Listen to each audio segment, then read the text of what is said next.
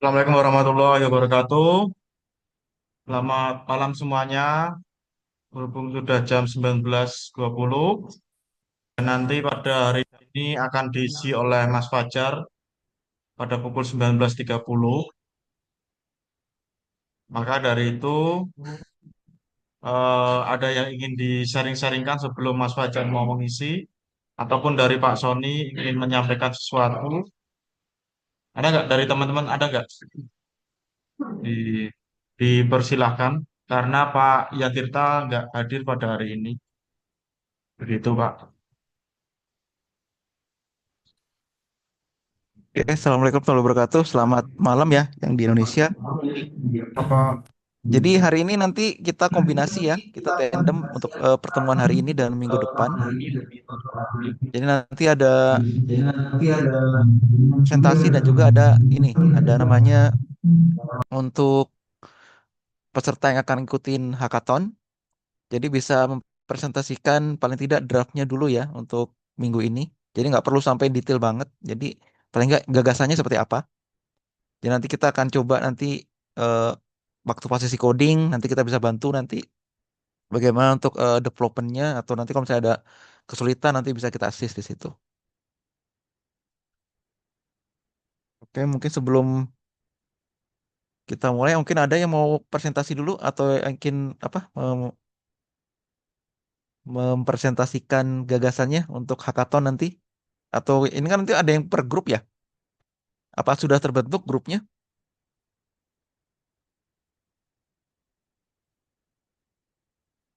Bisa ditulis di chat box ya. Nanti silakan nanti bisa dipresentasikan.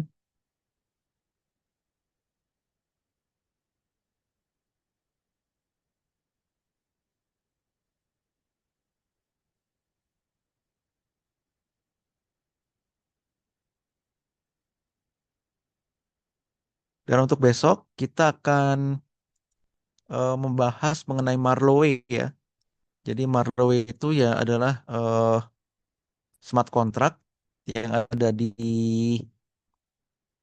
Cardano, tapi modelnya itu dia drag and drop ya, udah seperti kalau kita main apa main puzzle gitu.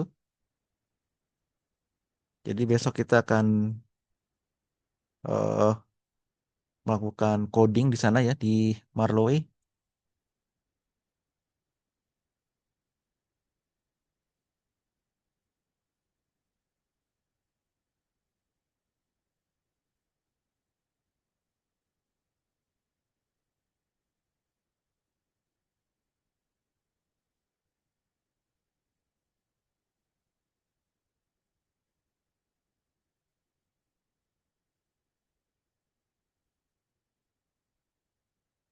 Apakah hari ini ada yang akan mempresentasikan ini eh projectnya atau mungkin malah belum ada ide bisa ditulis di chatbox ya. Jadi nggak perlu takut.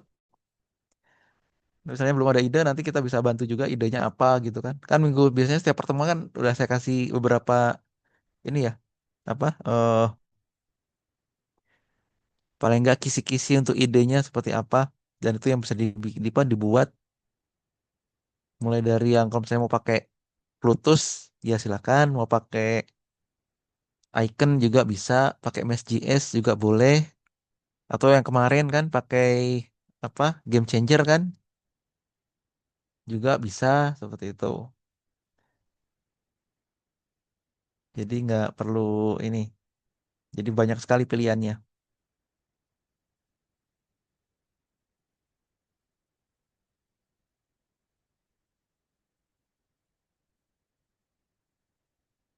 Oke sembari gitu kita tunggu ya untuk yang Mas Fajarnya untuk presentasi. Nanti kalau ada yang mau presentasi silakan ya jadi nggak usah malu-malu.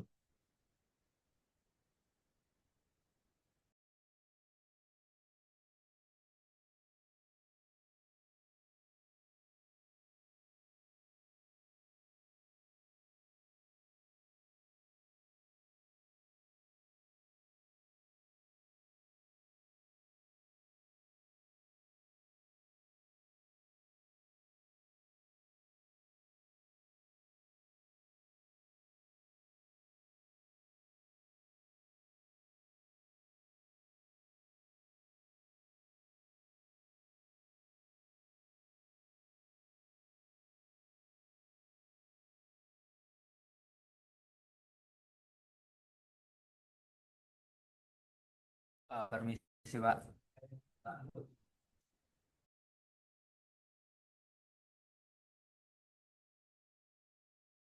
Permisi Pak. Ya, silakan, Mas Farhan.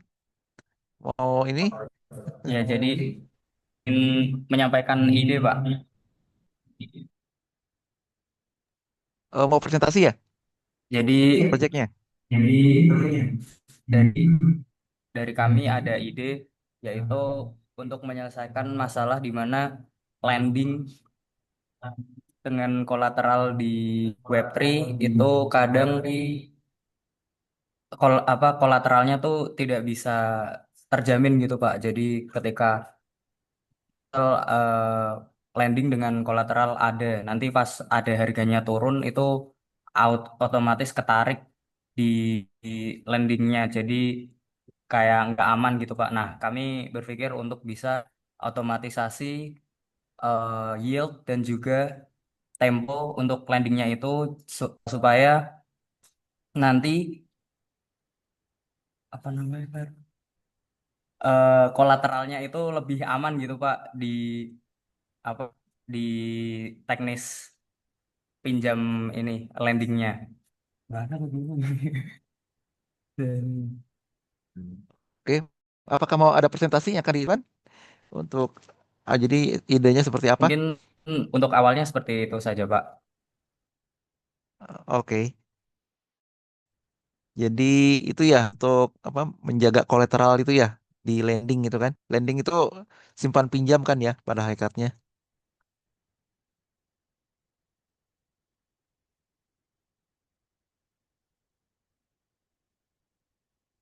Ya cukup interesting. Itu tinggal nanti di itu ya dipertajam nanti dibuat presentasinya. Jadi seperti apa? Seperti yang kemarin saya sharing itu ya. Jadi nanti bisa dibuat di situ. Soalnya kalau untuk yang apa namanya untuk menjaga likuiditas untuk yang di lending itu eh, beberapa sudah ada ya. Cuma emang kan harus dibikin unik. Jadi kalau misalnya nggak unik, jadi ibaratnya kan apa? Produknya itu hanya sebatas sampai hackathon saja. Dan itu adalah tantangan terbesar ya. Ibaratnya kan apa? Kita develop sesuatu, tapi hanya baru sampai ke lomba ya. Udah gitu nggak bisa di scale up. Nah diharapkan dengan hackathon di sini itu nggak cuma kita bikin produk juara lomba gitu, tapi juga kita bisa scale up. Kalau sudah bisa di scale up, nanti bisa dimonetize di situ. Jadi ibaratnya nanti grupnya itu yang sudah pemenang hackathon itu bisa men-scale up projectnya menjadi sebuah produk dan itu nanti bisa di ini ibaratnya dimonetize ya. Jadi ibaratnya nanti setiap ada transaksi itu kan nanti kalian bisa menerima apa namanya kayak semacam ya kayak digaji gitu jadi dapat fee ya. Nah nanti tinggal didistribusi seperti itu. Izin menambah Pak. Hmm, ya boleh silakan. Kemarin kebetulan kami sudah ada ngobrol sedikit dengan Pak Yantirta, itu mendapat saran untuk nanti kolateralnya itu bisa menggunakan real world asset dari semisal ada tokenize emas atau tokenize surat tanah dan lain-lain gitu Pak. Itu untuk pengembangan di apps-nya ke depan gitu Pak. Tapi untuk fase awal kami mungkin fokus ke yang tadi Pak otomatisasi yield dan juga tempo di landing gitu Pak. Terima kasih Pak. Oke oke. Ya bagus. Itu nanti kalau misalnya nanti akan di back ya, di back ke real asset itu kan macam-macam tuh. Ada nanti ke emas atau ke surat tanah segala macam. Nah, itu nanti disarankan kalau nanti kalian akan mengarah ke sana itu nanti dibuat semacam SPV. Jadi itu semacam apa namanya organisasi untuk penjamin ya. Itu nanti dimasukkan sebagai di ekosistem aplikasinya itu. Karena yang sekarang jadi kendala itu kan apa? Kayak kemarin kan di Indonesia ada itu yang bikin Indonesia token gitu kan. Tapi kan di sana kan nggak jelas tuh apa misalnya di pack kemana gitu kan. Nah, emang di situ disebutkan dia di packnya ke adalah ke rupiah gitu kan. Tapi yang jadi masalah itu adalah tidak ada SPV di situ. Nah, kalau nanti di apa ibaratnya diperjualkan di luar negeri gitu. Nah, itu akan menjadi bermasalah karena apa di luar negeri itu setiap ada token atau semacam eh, atau ibaratnya kayak semacam uang ya, uang digital yang berbasis kripto yang di-pack dengan sebuah nilai tertentu atau nilai fiat money itu harus punya namanya SPV di situ atau lembaga penjamin. Jadi misalnya nanti ada apa namanya ada kenaikan atau penurunan segala macam itu ibaratnya ngikutin dari harga penjaminnya, penjamin apa asetnya itu. Misalnya emas gitu ya, ada kita bikin token yang di-pack dengan emas. Nah, itu emasnya itu ada di SPV, melalui SPV dan nanti emasnya itu disimpan di bank. Fungsi SPV itu adalah memverifikasi bahwa token kita itu mempunyai real asset ya. Jadi asetnya bukan aset bohong-bohongan tuh. Nah, gimana tuh aset-aset bohong-bohongan itu ya? Nanti kejadiannya nanti kayak semacam dulu tuh ya, ada kasus Luna, terus ada kasus apa lagi tuh? Kan banyak banget ya. Ada Terra itu kan, Terra Luna itu kasusnya tuh sama tuh. Mereka ngepacknya itu ke uang ya. Kalau itu ada yang algoritmik juga. Nah, tapi begitu nanti dananya tidak ada, likuiditasnya nggak ada, langsung jatuh terjun bebas sampai nggak ada nilainya itu. Nah, itu kenapa kok penting sekali adanya SPV itu. Mungkin Mas Fajar sudah join atau belum? Kalau belum nanti saya lanjutkan lagi nih penjelasannya ya. Jadi SPV itu kenapa penting? Itu nanti saya beri gambaran dulu sekarang ya. Jadi minggu depan karena ini dadakan banget ya, karena ada yang kebetulan proyeknya membahas tentang SPV. Jadi itu semacam apa namanya special purpose vehicle. Jadi sebenarnya bukan apa special purpose vehicle itu bukan kendaraan ya, dalam artian kendaraan yang real kendaraan, tapi ini adalah semacam organisasi yang berbasis semacam kayak apa namanya insurance ya, penjamin untuk aset-aset yang di-pack atau ibaratnya yang di-link dengan real asset. Itu bisa nggak cuma apa namanya emas aja. Kadang-kadang tuh ada juga yang di-pack itu dengan aset yang seperti minyak gitu ya. Ada itu seperti di di Timur Tengah itu kan ya. Mereka kan nggak punya emas.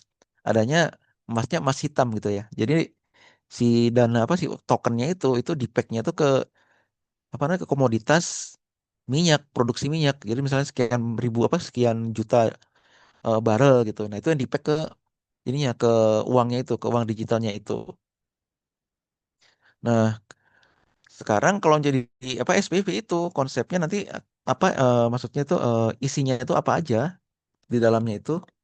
Jadi nanti itu dia akan yang ibaratnya melakukan semacam verifikasi mulai dari risikonya, risiko dari apa namanya aset yang akan dijaminkan itu. Kemudian juga dia akan memverifikasi mengenai security-nya juga, security dari si asetnya itu ya, real asetnya itu. Apakah real asetnya itu adalah liquid? Sekarang gini, misalnya kan nanti seperti tadi kan diinfokan kalau mau di pack itu ya, di link dengan tanah gitu ya. Nah, tanah sendiri kan itu likuiditasnya masing-masing beda-beda kan. Kalau udah sampai level sertifikat, itu kan berbeda dengan kalau levelnya baru girik gitu ya. Apalagi kalau sampai di bawah itu kan security-nya kan udah pasti berbeda. Nah, itu nanti akan dievaluasi oleh SPV ini. Kemudian juga dia melakukan namanya itu evaluasi dari sisi capital raising-nya. Dia itu kan dilihat di situ. Kemudian juga dari sisi salesnya, jadi penjualannya, apakah si aset ini mudah dijual atau enggak nih? Nah, itu nanti akan dilihat tuh likuiditasnya. Dan juga dia tugasnya si SPV ini juga, dia itu harus melakukan assessment atau evaluasi juga terhadap bagaimana metodenya untuk melakukan aset transfer. Nah, itu tugas-tugasnya SPV itu. Nah, nanti kalau saya akan dibuat, nah itu dipastikan nanti organisasi SPV-nya itu siapa gitu loh. Dan itu tidak bisa di digabung dengan si developer atau si product owner dari si Web3 application itu sendiri. Itu harus berbeda SPV ini. Nggak bisa jadi satu. Karena apa? Sebenarnya dulu itu udah pernah ada juga yang itu ya, ibaratnya semacam kayak perusahaan cangkang gitu ya. Jadi ibaratnya dia bikin perusahaan dalam perusahaan gitu. Akhirnya apa? Ada konflik of interest. Jadi nanti apa? Begitu induknya tumbang, SPV-nya juga tumbang. Akhirnya apa? Ya si kriptonya juga, si tokennya juga akan tumbang juga. Seperti itu. Nah, itu sebabnya kenapa kalau di aturan apa di regulasi yang baru itu ibaratnya kalau SPV itu harus terpisah dengan si perusahaan yang merilis token itu sendiri. Tidak bisa menjadi satu. Karena untuk mencegah ini, jangan sampai nanti si perusahaannya itu tumbang ya, si SPV-nya juga tumbang. Itu nggak apa ibaratnya tidak akan seperti itu. Jadi SPV-nya akan tetap sebagai semacam organisasi, walaupun nanti waktu di sisi kepemilikan saham ya atau sharing itu bisa aja nanti dari sisi si perusahaan atau si eh, yang memiliki Web3 untuk merilis token itu dia mempunyai saham di SPV itu sendiri itu masih bisa diperbolehkan seperti itu. Oke, mungkin Mas Fajar sudah datang belum ya? Sudah, Pak. Aman. Eh, sudah ya, Mas Fajar sudah siap ya presentasinya? Sudah, sudah. Oke, silakan Mas Fajar untuk presentasi kalau gitu.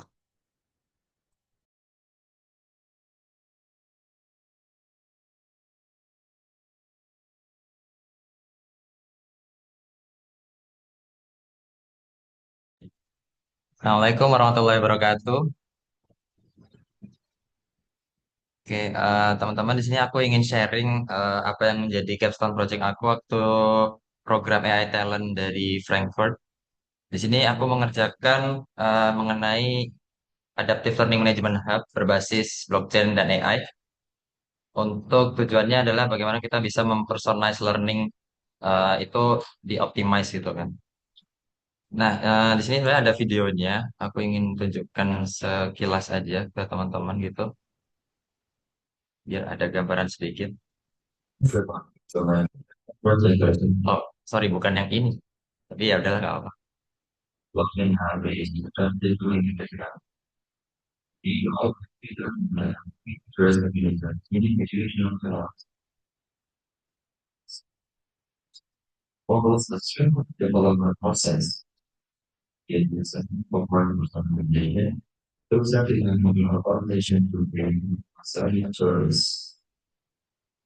The State Center Marketing shares nationwide implementation across digital and physical channels to achieve personalized education for our nations by 2030. Our integrated integrates three powerful technologies, blockchain, ZKP, and AI. The system's intelligence comes from several key processes: mutable, blockchain credentialing, prescriptive learning analytics, real-time model optimization, and ZKP-based device authentication, all secured through our delegate proof of individual last time. Standout feature is our privacy preserving verification system, where learners can prove achievements without exposing sensitive data. So the magic begins with our distinct personality assessment, which analyzes key traits to create perfectly our learning path. Now let's see this in action through our content workshop basic life verification, learning analytics, privacy protected access. Let me walk you through how our goals in AI learning systems work step by step.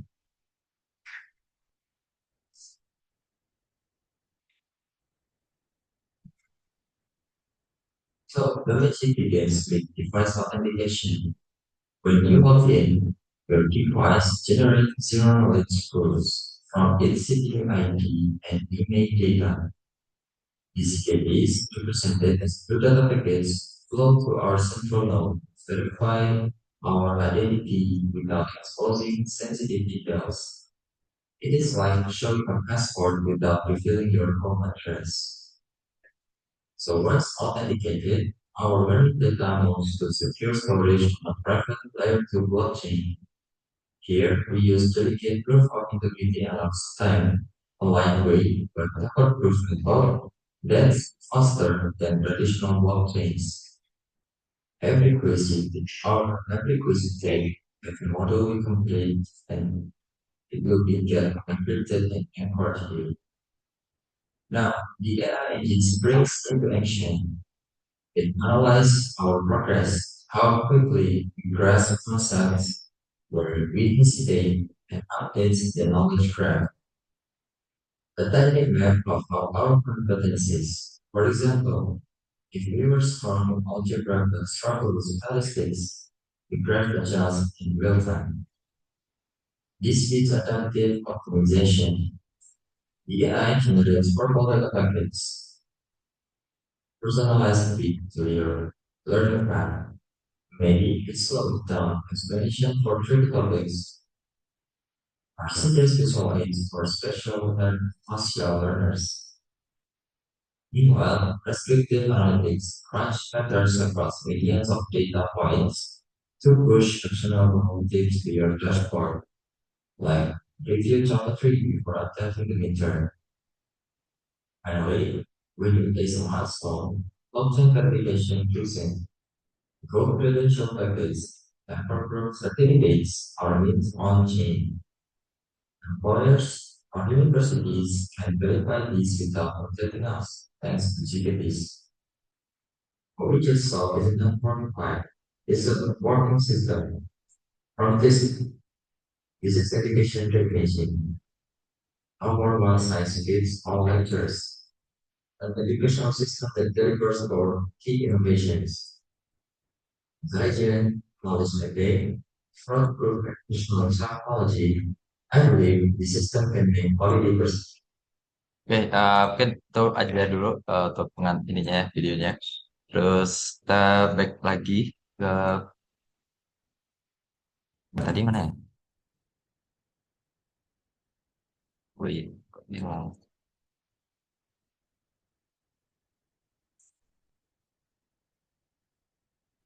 Ya, pakai ini aja. Em, Intinya di sini aku mengerjakan proyek edukasi ya teman-teman. Bagaimana AI dan blockchain ini melengkapi bagian LMS gitu supaya kita bisa tahu learning path kita tuh lebih apa ya menyesuaikan ke diri kita sendiri nggak sama dengan yang lain kan misal nih kalau teman-teman ada yang fokusnya di mathematics ya teman-teman pasti akan diarahkan untuk mendapatkan metode pelajaran yang sesuai dengan teman-teman jadi bisa di mapping gitu lebih personalized. Nah ini adalah eh, yang aku propose waktu kemarin itu. Nah, lalu apa sih sebenarnya blockchain-nya di sini gitu kan? Yang jadi goalnya itu adalah dengan memakai teknologi namanya ZKP, teman-teman. Atau teman-teman ada yang mungkin udah pernah mendengar teknologi ZKP, itu Zero Knowledge Proof. Ya, singkatnya ya, kita ingin mengamankan, gitu, mengautentikasi dan juga supaya data-data kita ini privasi kita tetap terlindungi gitu. Nah, contohnya ini tadi kita pasang si ZKP Authentication ini pada menu dashboard. Sebelum pada saat kita login itu kita ada namanya biometric scanning di sini. Nah, jadi eh, setelah kita mengisi data register gitu kan, kita nanti akan dapat kode hashingnya itu sama eh, kode uniknya yang tiap orang tuh student nanti akan berbeda-beda. Dan itu sangat kredensial, artinya nggak bisa kita sharing ya. Nah, terus di sini juga ada aku em, sebut namanya disk personality assessment. Jadi nanti di mappingnya itu adalah ketika nanti kita mengisikan assessment personality disk ini, yang mana ini akan mendiscover learning style kita, yang masing-masing dari kita tuh punya keunikan sendiri-sendiri untuk mengoptimize nih educational journey kita masing-masing. Kan misal apa mahasiswa A sama sama sama B itu punya karakter yang berkarakteristik yang berbeda-beda sehingga nanti ketika mungkin style pembelajarannya dia lebih tertutup gitu kan pengennya fokus belajar sendiri tapi ada yang dia cenderung harus berkelompok gitu bersosialisasi nah itu nanti akan di mapping sehingga akan lebih optimize gitu harapannya. Nah, lalu akan ada rekomendasi dari sisi AI-nya juga, AI Knowledge Based and Recommendation Analysis. Jadi sistemnya ini akan menganalisa learning pattern kita dan nanti akan mengirimkan datanya menjadi knowledge graph gitu. Sehingga nanti akan menjaga relationship between learning concept dan juga user competencies-nya. Jadi kan lebih apa ya bahasanya tuh nggak ketika kalian belajar itu benar-benar efisien dan juga maksimal gitu. Performance belajar kalian tuh harapannya nanti bisa uh, sesuai path-nya gitu kan. Yang kalian inginkan tuh yang kayak seperti apa. Nah, lalu di sini juga ada ya namanya blockchain security status. Nah, nanti dari proof of stake-nya, kemudian dari proof of integrity sama ZKP teknologinya. Seperti itu. Nah, terus singkatnya ini tadi videonya juga sudah aku tunjukin. Dari sisi inovasi apa teknologinya, pertama kita bisa tahu bagaimana knowledge mappingnya ya teman-teman. Kita bisa memahami nih hubungan antara konsep yang kita pelajari itu gimana, kemudian juga memastikan bahwa prerequisitesnya itu bisa kita kuasai sebelum nanti apa ya advance gitu. Ibaratnya kalau kita belajar tuh benar-benar step by step, gak langsung ujuk-ujuk melompat ke materi yang sulit gitu, terstruktur. Nah, terus juga ada prescriptive analytics-nya. Ini simpelnya adalah bagaimana kita eh, mengukur progres belajar kita gitu. Jadi sistemnya ini nanti bisa memberikan recommendation yang actionable gitu kan, executable. Bagaimana kita bisa mengimprove outcomes dari learning kita. Kemudian dari sisi kriptografinya, cryptographically secure credentials. Nah, setiap ada achievement atau certificate-nya itu nanti capaian-capaian pembelajaran kita nanti itu akan tamper-proof dan juga terverifikasi melalui si blockchain-nya ini. Jadi ya nggak ada tuh kasusnya eh, misalkan ada ijazah atau sertifikat yang kita dipermasalahkan karena tidak akurat gitu kan, tidak kredibel gitu. Nah ini aman, tenang aja, aman aja kalau udah pakai blockchain ZKP ini. Lalu juga ada adaptive content delivery ya, di mana semua learning materialsnya itu automatically adjust based on learner performance. Jadi benar-benar ketika teman-teman belajar itu materinya itu sudah di-adjust berdasarkan performance yang teman-teman isi di disk assessment analitik tadi itu. Sehingga semuanya itu akan dianalisis oleh si AI yang mengetahui, oh kita tuh cocoknya seperti apa sih berdasarkan pattern kita yang apa ya, karakteristik behavior kita kayak gitu. Nah, sehingga ketika semua ini diintegrasikan, itu akan menjadi sebuah educational platform yang nggak cuman apa ya, kan orang kalau bikin apa ya platform yang cuman bisa personalize adaptivity kita dari AI-nya itu banyak gitu. Tapi nggak cuman itu doang teman-teman. Tapi bagaimana kita juga memperhatikan dari sisi security-nya, kemudian juga verification capability dari blockchain-nya itu juga, sehingga kita belajar tuh juga tenang tuh dari sisi privasinya terlindungi dan juga uh, ya terproteksi gitu, aman. Ya. Mungkin Pak Sony dari saya presentasinya cukup sekian. Bila ada yang ingin ditanyakan lewat aku nanti ini ada profile LinkedIn aku dan juga portofolio GitHub dan emailnya yang teman-teman bisa reach out kalau mau tanya lebih soal ini ya. Seperti itu. Terima kasih. Oke, terima kasih Mas Fajar. Eh, jadi itu ya, ini adalah satu hari ini kan kita akan showcase ya beberapa eh, aplikasi yang sudah pernah dibuat.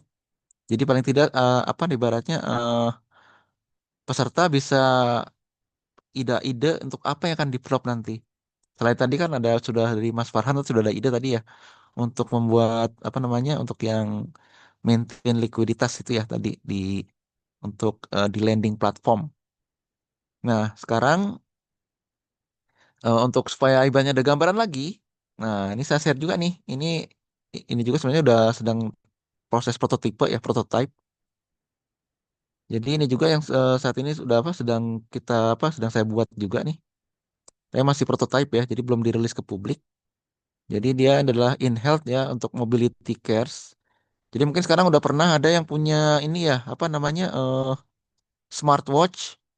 Jadi smartwatch yang mereknya apa saja, tapi kan di situ ada tuh fasilitasnya seperti bisa dipakai untuk memonitor heartbeat dan juga eh ibaratnya untuk ngecek berapa apa detak jantung segala macam itu ya.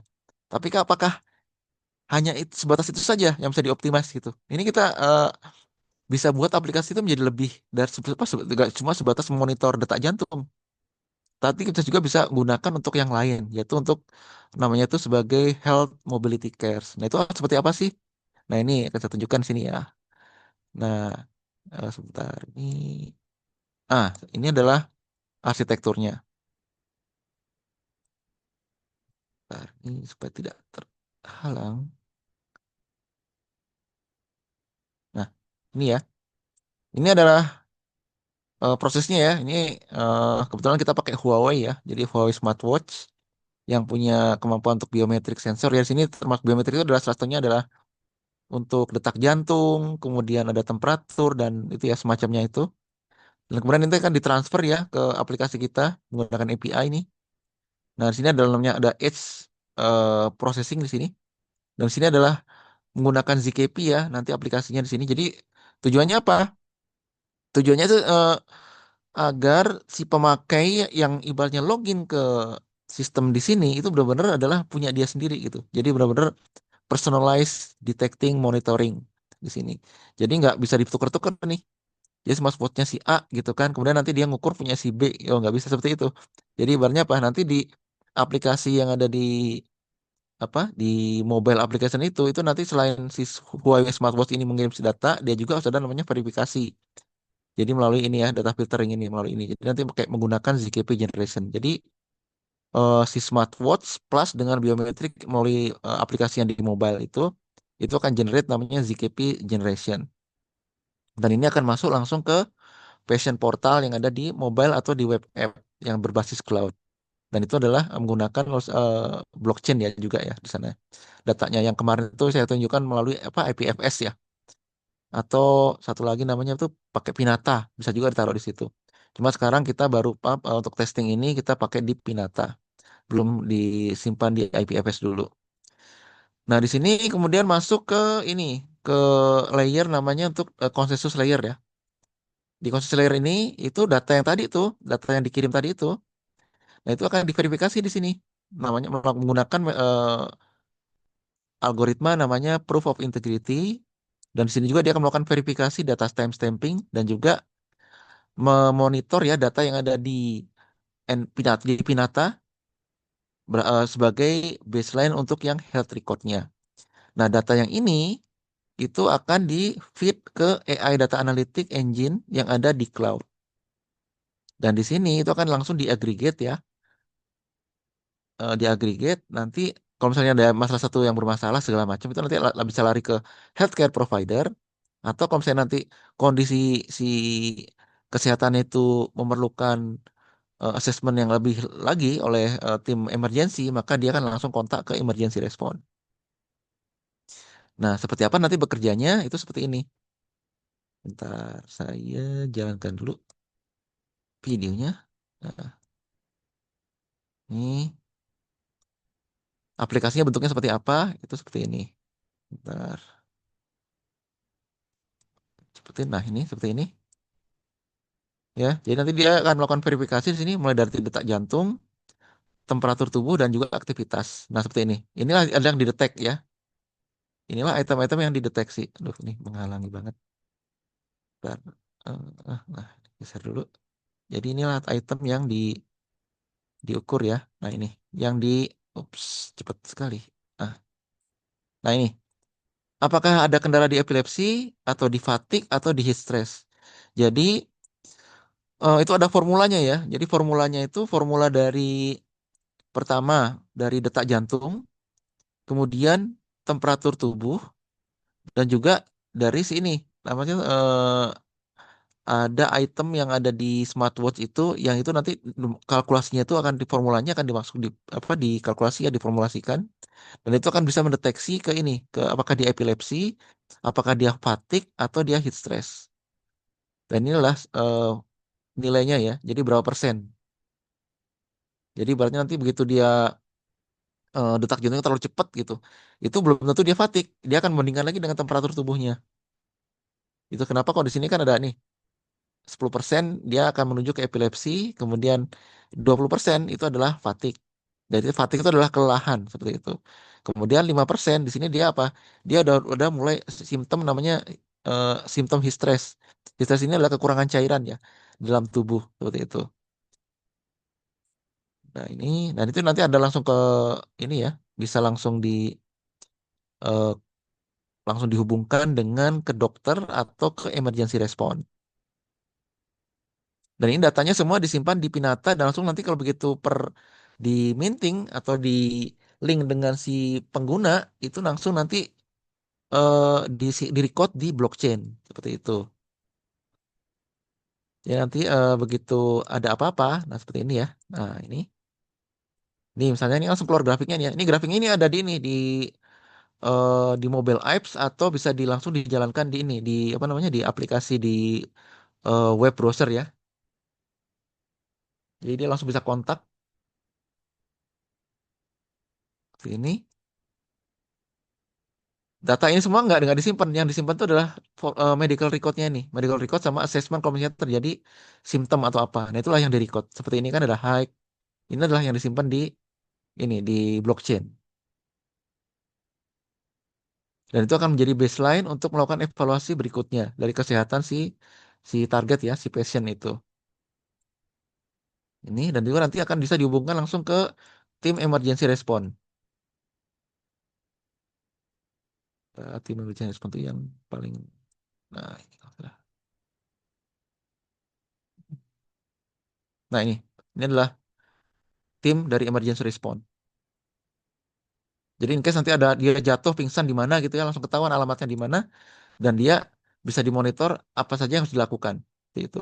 Dia bisa berikan namanya semacam advice ya.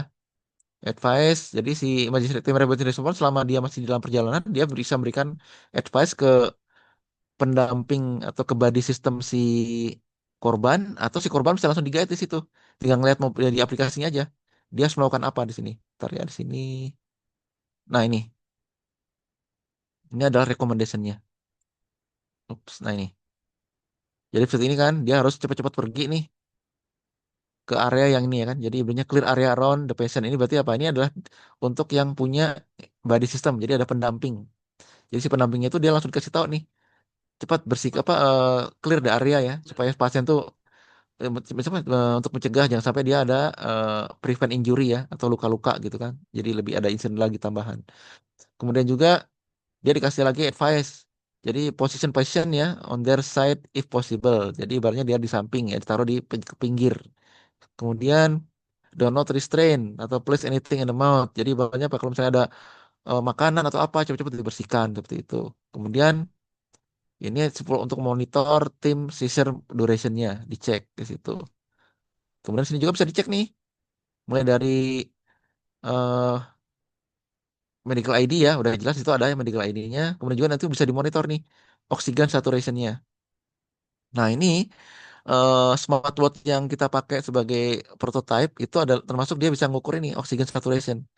Makanya kenapa dia bisa apa namanya menganalisa 3 item tadi itu, mulai dari apa tadi epilepsi, kemudian fatigue, dan juga dia bisa menganalisa yang ketiga tadi apa ya? Yang ketiga lupa lagi saya tadi. Yang ketiga itu ini nih tadi. Nah ini fatigue sama heat stress yang bisa ini yang bisa dianalisa. Sebenarnya berapa? Masih bisa ada sampai 5 itu masih ada tuh. Cuma karena ini masih prototipe ya, jadi belum kita keluarkan semua item-item yang dianalisanya. Seperti itu. Ini, nah ini untuk ininya ya, apa risk factor analisisnya bisa langsung dikeluarkan juga. Dan ini hasilnya dari data yang ada disimpan di blockchain tadi itu. Jadi datanya diambil, kemudian didisplaykan di sini. Jadi ibaratnya nanti si dokter atau si pasien sendiri akan tahu nih dirinya udah sampai di mana nih. Ataukah dia kemarin terlambat minum obatnya, ataukah dia kurang tidur. Nah, kalau di sini kan apa? Berarti ini kan dia semalam nih kurang tidur nih. Mungkin banyak main game nih, atau stres mau bikin ini kan, apa? Mau bikin coding nggak kelar-kelar gitu kan. Akhirnya apa? Kurang tidur ini kan.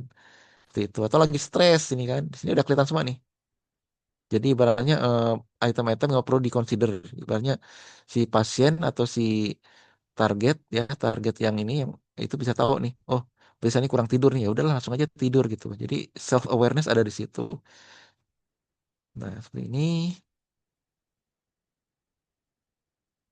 Nah, ini kemudian juga untuk yang transport ya ini sebenarnya untuk informasi ini adalah untuk informasi ke si body system atau ke si pasien. Jadi ambulan itu ke sampai ibaratnya transport ke IR ya, ke emergency response itu sudah berapa menit nih? Itu dikasih tahu di sini. Jadi semuanya bisa diinfo di sini. Kemarin tuh udah sempat saya kasih masukin juga sampai ambulan itu bisa didetek di sini. Jadi sekitar berapa meter lagi ya sampai ke si korban atau si pasien. Cuma kemarin karena terlalu banyak informasi di sini akhirnya agak ini ya, karena masih prototype ya, jadi agak kurang ini apa displaynya. Makanya kemarin lagi pak, jadi kita masukin yang cuma 3 sampai 4 aja untuk namanya itu recommendation sistemnya. Jadi nggak dimasukkan semua. Walaupun sebenarnya bisa dimasukin semua seperti itu. Dan juga di sini bisa monitor ya item-item vitalnya di sini. Seperti itu. Begitu. Jadi semoga nanti begitu sudah ada ide bisa dibuat presentasinya seperti itu. Paling nggak yang tadi seperti yang punya Mas Fajar tuh kan ada tuh udah dibikin presentasinya seperti itu.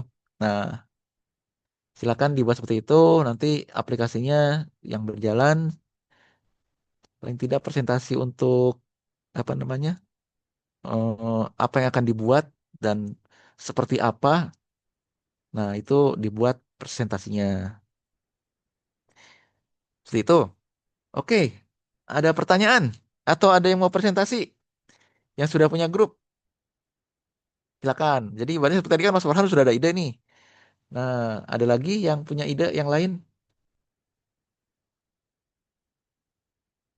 Dari siapa nih? Mas Adiana mungkin? Atau apa nih? Mas Soca? Atau siapa lagi nih? Mas Danu? Ah, oke. Silakan Mas Soca. Apa mau presentasi atau gimana? Kalau presentasi nanti langsung saya ini. Saya kasih supaya bisa presentasi. Oke, presentasi bagus. Jadi langsung nih Mas Soca, yang mana nih Mas Soca? Oke. Oh, kayaknya harus ini ya dari Mas Dweb Web 3 bisa di ini supaya Mas Socanya bisa presentasi jadi co-host.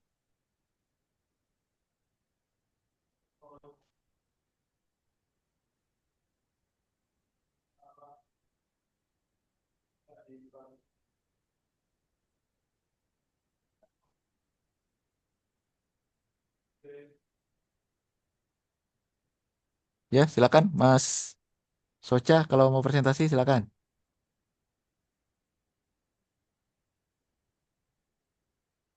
Ini Mas Dev Web 3 Jogja sudah bisa ini menjadikan Mas Socanya jadi co-host. Sudah Pak, ditunggu Sudah ya? sebentar. Oke. Oke ya, silakan Mas Soca. Cek cek suara saya masuk nggak? Oh masuk. Oke, sudah. Ya, Assalamualaikum warahmatullahi wabarakatuh. Ya, Waalaikumsalam. Jadi ide ini baru ide ya Pak. Jadi itu decentralized diary Pak. Oke.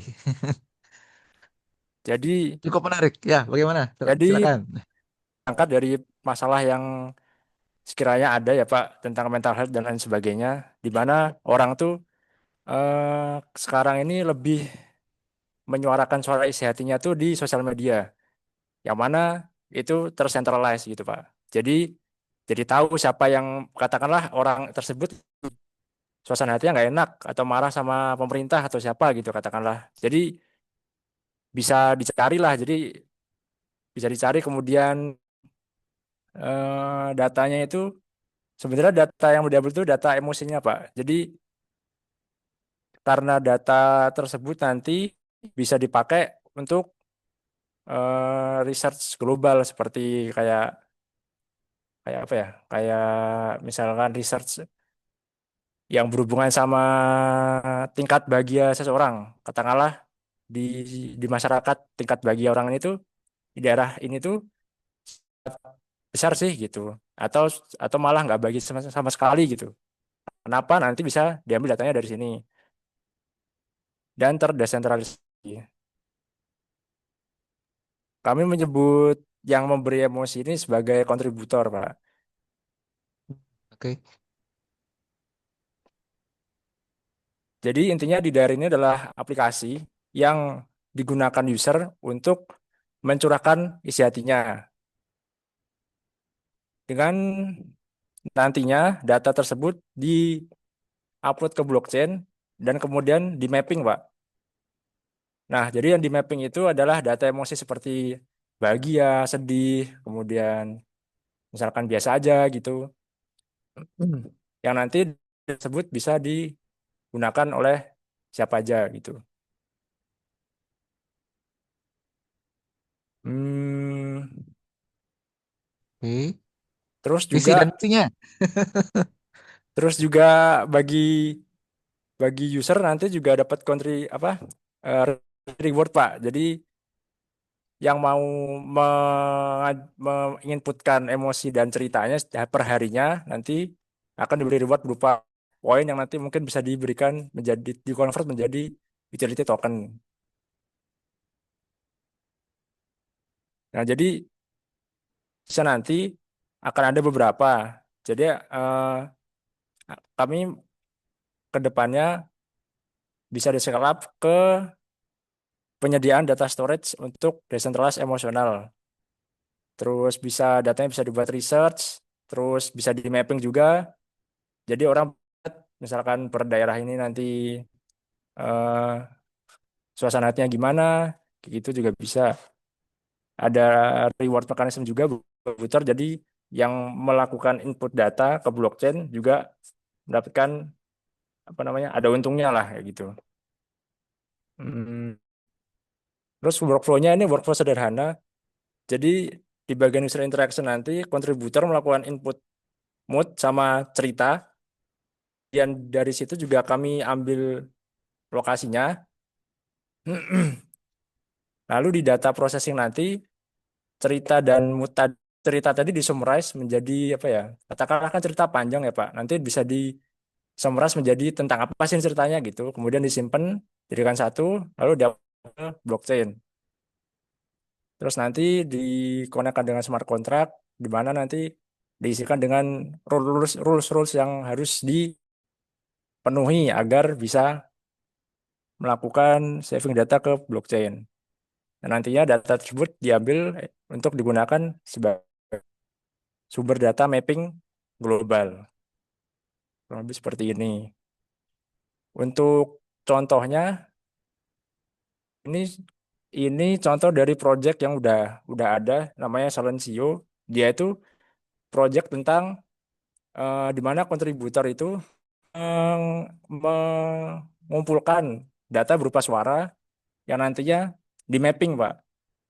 Jadi tahu nih di daerah ini tuh soal kebisingannya tuh seberapa bising sih gitu.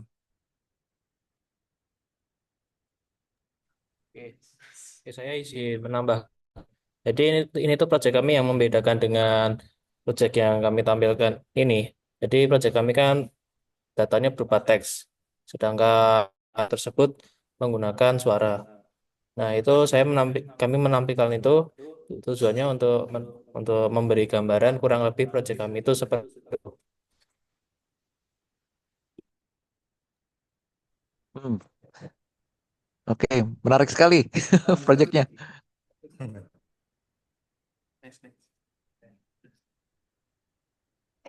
Mungkin itu aja Pak. Kalau ada tambahan mungkin sangat itu Pak.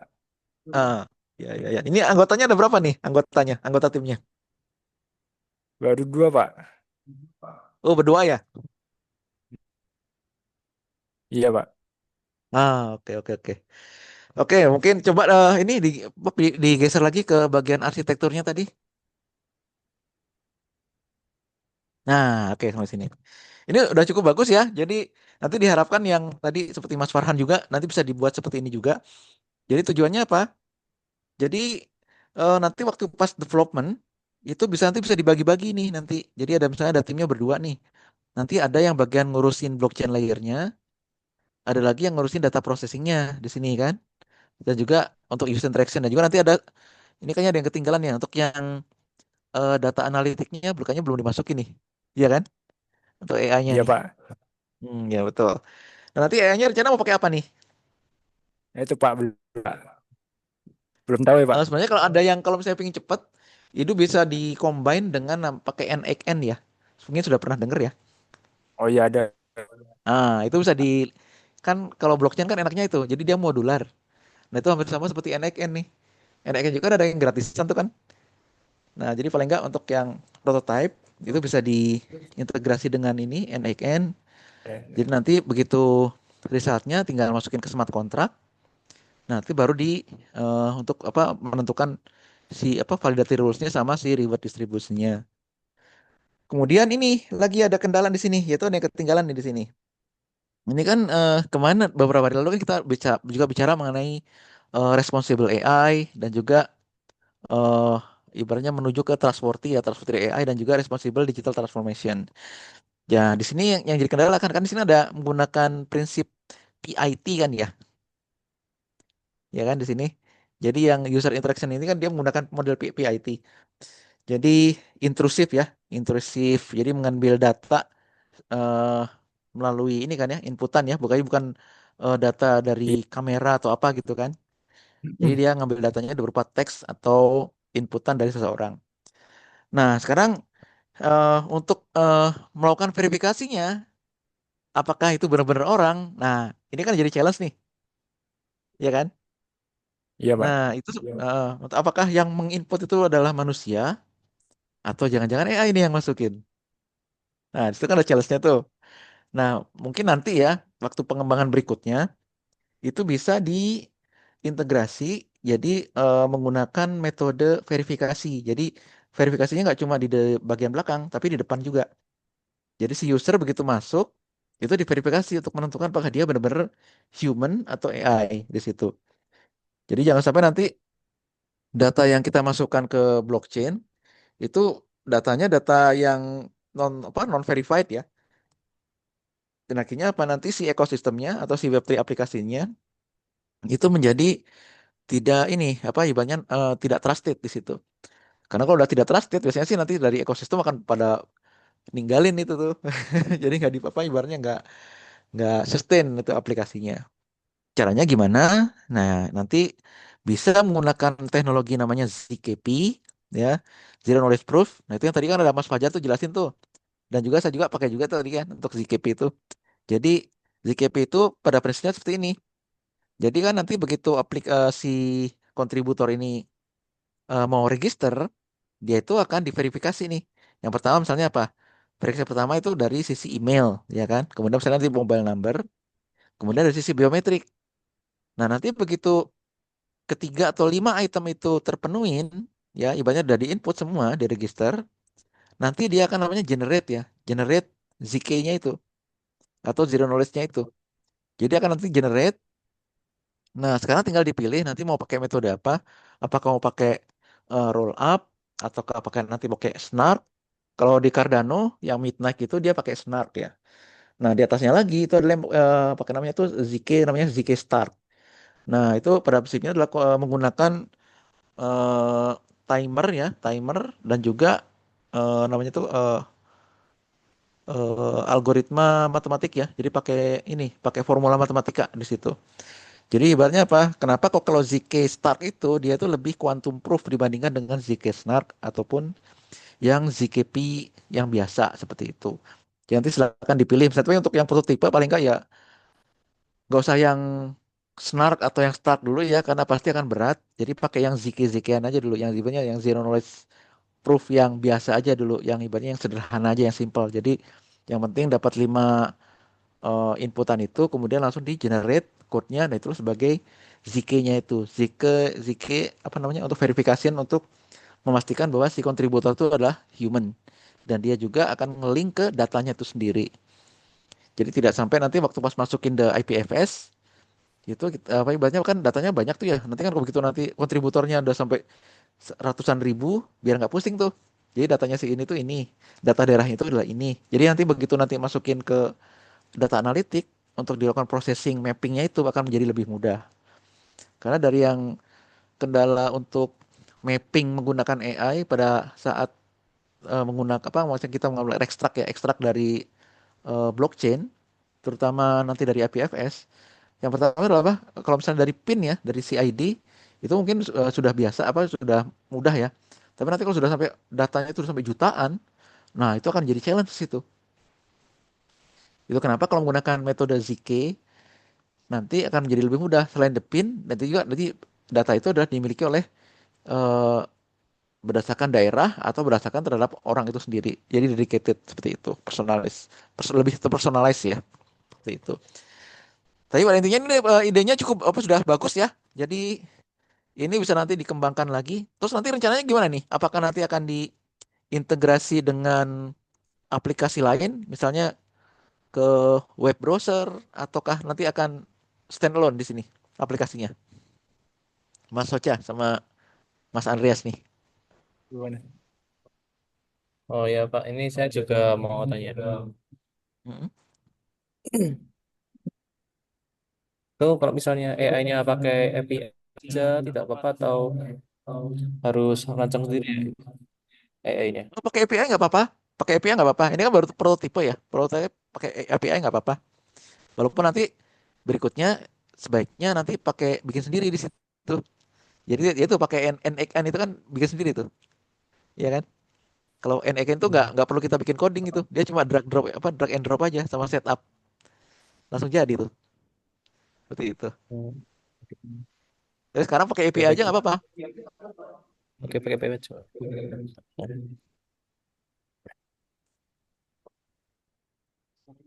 Ya, Mas Andreas gimana? Pak, ke double Mas, Mas ada Oh, udah boleh. mau ngomong. Nah, yuk. Coba diulang. Ya, halo, halo. Ah, Ya, tadi pertanyaan apa silakan. ya? Iya, ini Ya, apa? ini apa? Iya, Tadi kedua jadi kurang fokus. iya silakan Mas Andreas kalau ada pertanyaan. Ya, maksud saya tadi pertanyaan apa? Tadi kan saya sudah jelaskan kalau misalnya AI-nya akan pakai AI. Opin dong.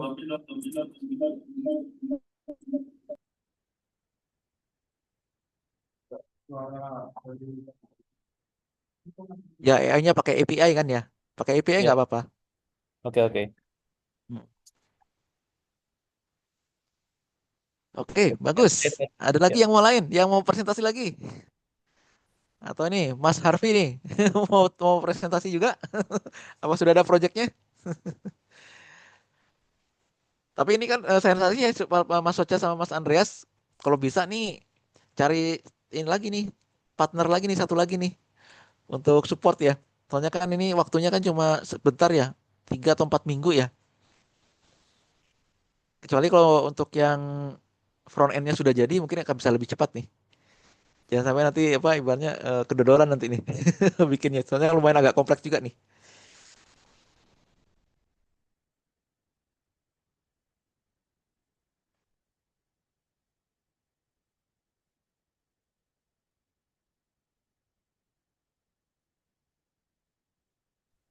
Baik, Pak. Oke, Mas Fabian mau ada ini presentasi? Iya, Pak. Oke, ya silakan Mas Fabian.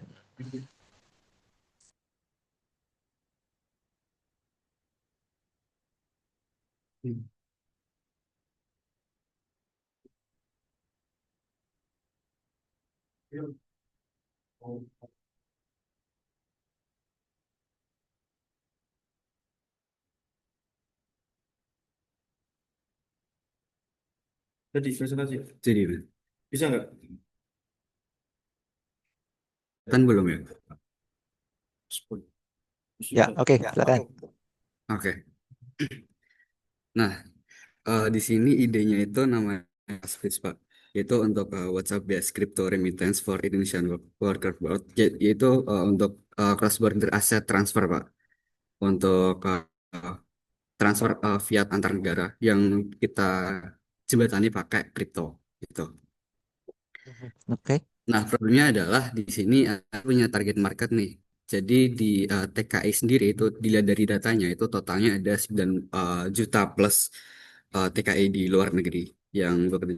Nah, problemnya ketika mereka ingin mengirim uang ke kampung halamannya itu, misal di sini kita pakai tradisional, cara tradisional itu bisa menempuh waktu yang cukup lama dan juga fee-nya yang begitu mahal. Lalu ada ketiga itu ada kompleks prosesnya. Dan yang keempat itu ada limited operating hours. Bank itu kan biasanya ada tutup dan bukanya kan Pak, nggak 24 jam gitu. Ya, Itu betul. problemnya. Lalu solusinya adalah pakai Trustbridge ini, yaitu core features kita yang pertama itu adalah conversational face, yaitu kita pakai WhatsApp chat untuk bisa cover untuk user bisa friendly gitu Pak. Soalnya kan WhatsApp itu user paling friendly untuk pakai WhatsApp dan kita bisa integrasikan itu untuk transfer gitu Pak.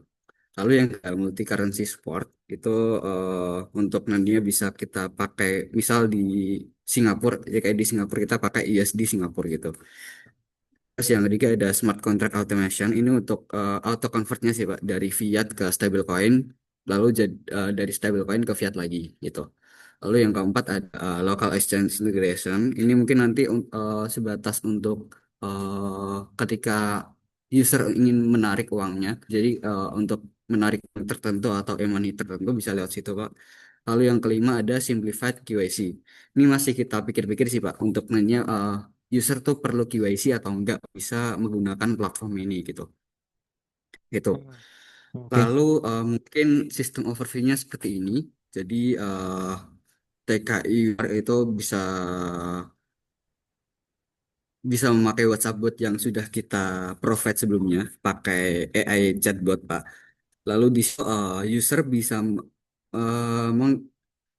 mengetik komen yang sudah kita sediakan. Misal untuk send money kita ada komen send money berapa gitu. Itu sudah mungkin kita nanti bakal rancang di AI chatbotnya ketika uh, komennya ini dia bakal mengeksekusi action ini di smart contract gitu. Lalu setelah dia memencet actionnya bakal men-trigger smart contract untuk jalan. Jadi smart contractnya itu nanti bakal convert dari USD ke stablecoin, baru setelah itu bakal convert juga dari stablecoin ke fiat Indo, rupiah. Lalu setelah itu baru bisa ditarik ke bank bank atau ke e-money gitu. Lalu bisa diterima oleh keluarganya. Itu overview-nya. Lalu mungkin ini untuk user flow-nya nggak jauh beda sama yang tadi. Mungkin di sini ada beberapa yaitu TKI worker yaitu bisa yang pertama bisa mengirim komennya ke WhatsApp bot kita. Lalu dari situ WhatsApp bot kita bisa mereply banknya itu apa.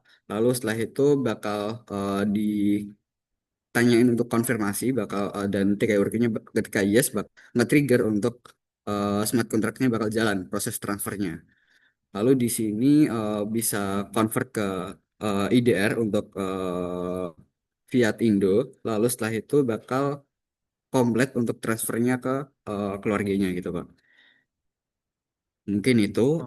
Lalu ini break limitation-nya yaitu kita mungkin bisa mengurangi waktu yang proses yang terjadi ketika kita menggunakan blockchain untuk teknologinya. Lalu yang kedua ada cost fee-nya kita bisa pangkas. Lalu yang ketiga ada kompleks prosesnya itu kita bisa solving pakai familiar interface yaitu pakai WhatsApp gitu. Lalu yang kelima ada limited operation hours-nya kita bisa pangkas jadi kita bisa solving itu untuk 24 jam per hari gitu Pak, available gitu. Mungkin itu sih idenya. Oke, oke. Bagus sekali nih. Ini membantu ini ya para TKI yang di luar negeri nih ya, yang tuh mau transfer pasti nunggu, apalagi pas lagi liburan ya. Itu bisa sampai Iya. seminggu itu baru nyampe di Indonesia. Nah, coba di trace back ke ini ke bagian yang tadi arsitekturnya tuh, yang flow enggak yang Ini. satu lagi, yang flow. Nah, ini dia. Nah, ini sudah cukup bagus nih ya. Jadi ini termasuk yang kemarin kita udah presentasikan ya, kita apa pegang presentasi nih. Jadi saya terima kasih banget nih. Akhirnya ada juga yang membuat aplikasinya menggunakan flow seperti ini. Jadi ibaratnya apa? Di sini dengan mudah kita bisa ngelihat nih kekurangannya ada di mana. Nah, di sini kan kita ibaratnya saya apa untuk yang inputnya ya untuk masukannya.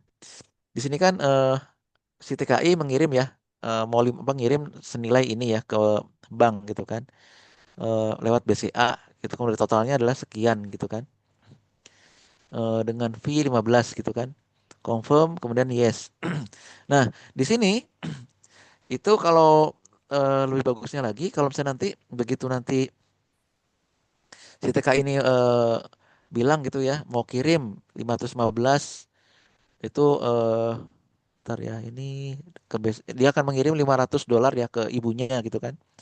Kemudian nama banknya apa? Nanti disebutkan nama banknya nomor rekeningnya nomor sekian gitu kan. Nah, kemudian sebelum dia nanti total langsung fee ini itu nanti sebaiknya kan ada ini ya, ada di feedback lagi nih. Jadi diberikan info nih ke si TKI ini.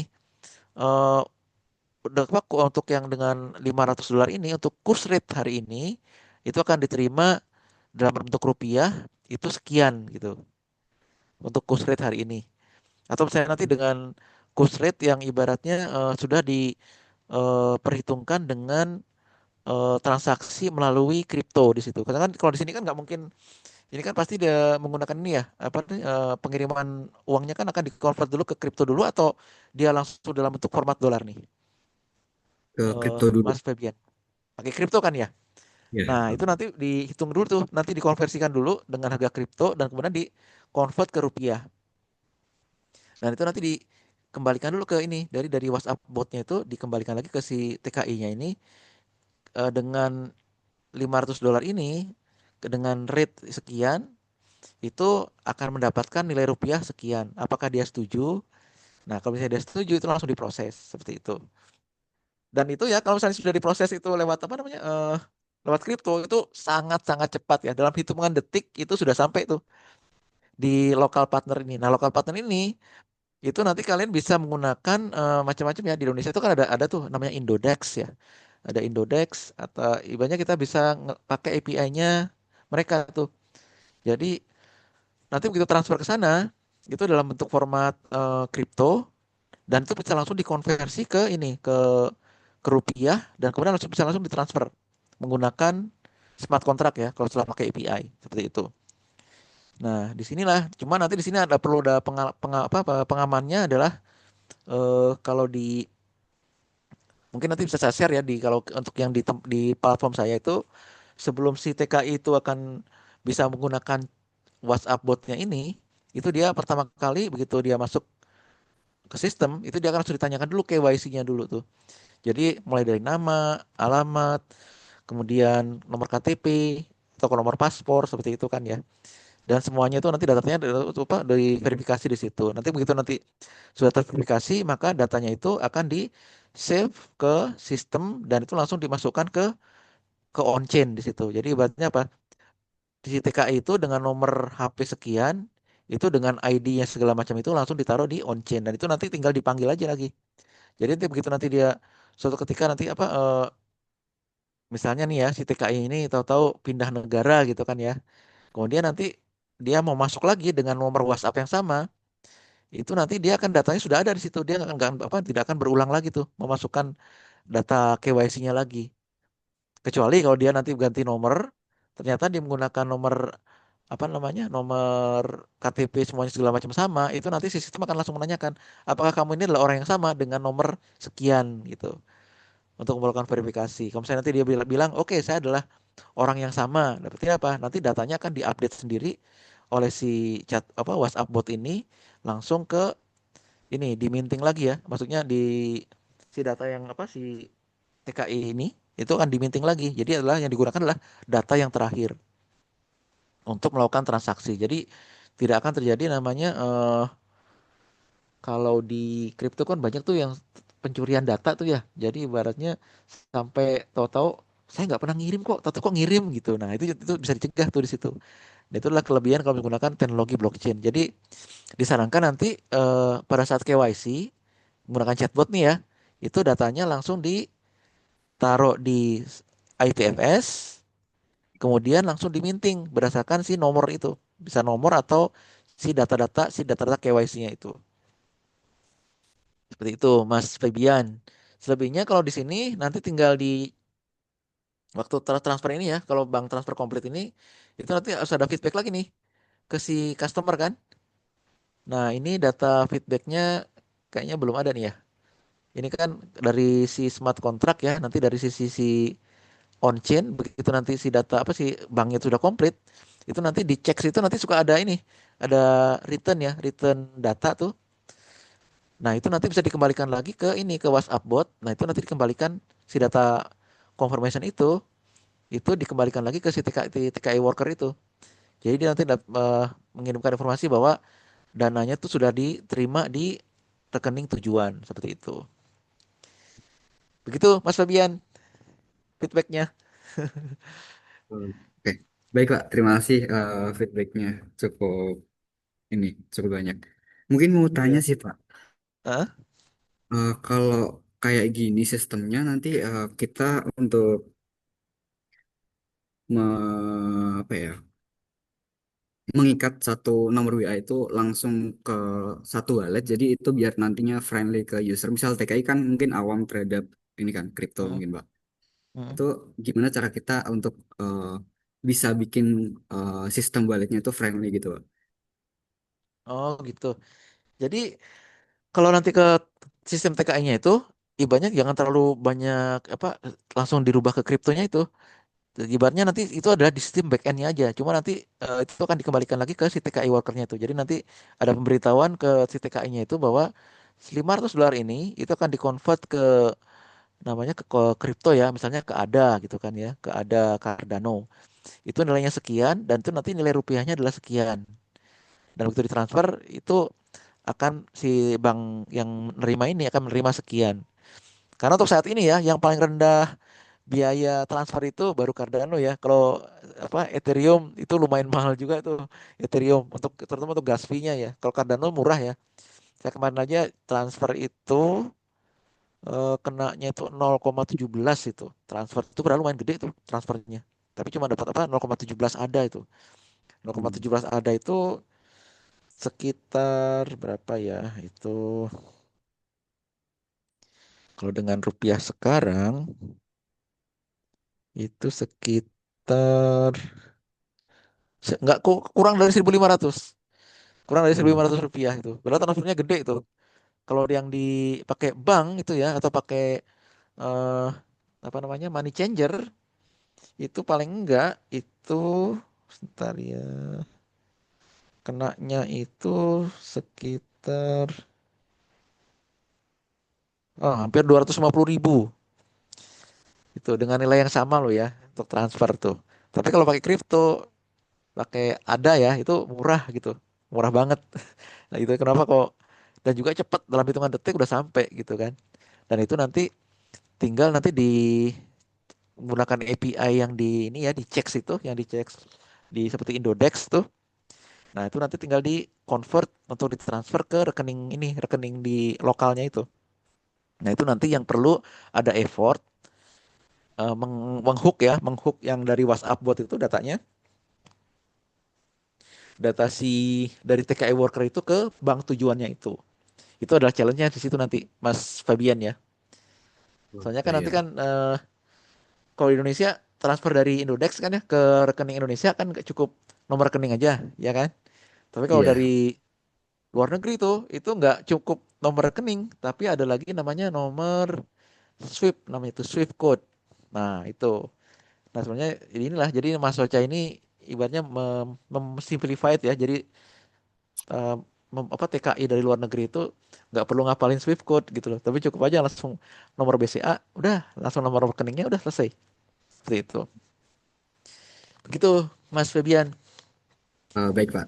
Berarti dari usernya nggak perlu punya wallet gitu ya Pak, TKI-nya. Oh, nanti walletnya nggak perlu sih, nggak perlu TKI-nya nggak perlu punya wallet. Nanti walletnya adalah walletnya si ini, si aplikasinya ini. Oh iya. Iya. Itu jadi kustodiannya. Tinggal nanti kan dia transfernya kan lewat ini ya, lewat bank atau lewat mana gitu kan, dia uangnya ke nomor ini ya, ke nomor bank lokal. Nah, itu aja sih. Seperti itu. Oke. Soalnya kan dia Siap. mau transfer tuh. Berarti kan dia mau perlu ini dulu kan. Nanti kan dipastikan kan sama sistem ya bahwa uangnya udah masuk ke rekening kan, baru diproses. Gitu. Kemudian ini agak kompleks nih. Ini Mas Febian ada dengan berapa orang nih yang akan mengerjakan ini? 4 orang, Pak, termasuk saya. Oh, oke oke. Kalau 4 orang sih masih oke lah. Soalnya ini lumayan kompleks nih. Soalnya kan harus ada yang Iya. kerjakan dari sisi chatbot nih. Terus nanti ada lagi dari sisi smart contract. Kemudian nanti integrasi ke checks ya, ke Indodex nih ya. Kalau di Indonesia kan ada Indodex tuh. Pakai API. Walaupun pakai API gitu nggak apa-apa sih pakai API. Paling biar cepet aja kan. Cuma nanti Iya, untuk Pak. paling nggak prototipenya udah jadi. Selebihnya nanti untuk pengembangan berikutnya itu tinggal nanti sisi pengamanannya ya, security-nya nanti ditingkatkan di situ. Jadi jangan sampai nanti ada namanya bocor ya, ada leak apa ibarat mulai dari data leak, terutama untuk data customer atau juga malah dananya sendiri yang bocor, itu kan bahaya juga tuh. Nanti tinggal Iya. ditingkatkan dari sisi security-nya. Ya nggak apa, ini sudah cukup bagus, udah bagus nih. Kita udah 4 orang juga kan ya lumayan nih. Nanti bisa saling sharing ininya ya pekerjaannya. Karena lumayan ini kompleks juga nih. Yang tadi dari Mas Ocha udah kompleks, ini Mas Fabian lebih kompleks lagi nih. Interface-nya di mana-mana nih makanya. Makanya udah cukup bagus nih udah pakai ini. Gitu Mas Fabian. Baik, Pak. Oke. Ada lagi pertanyaan atau ada lagi yang mau presentasi? Dari saya sudah coba, Pak. Makasih banyak, Pak Sony. Oke, sama-sama Mas Fabian. Terus siapa lagi nih? Mas Fatahul Alim. Apakah ada mau presentasi atau satu grup nih sama Mas Fabian tadi? Atau Mas Harvey? Idenya doang. Oh ini Mas Adiana mau presentasi? Atau sudah grup sama siapa Mas Adiana? Share layar ke saya. Ya, tapi ini sharein belum share. Share. Tak ngerti kita. Oh ini. Oke, ada lagi yang mau presentasi? Oke, Mas Adiana. Ya, silakan.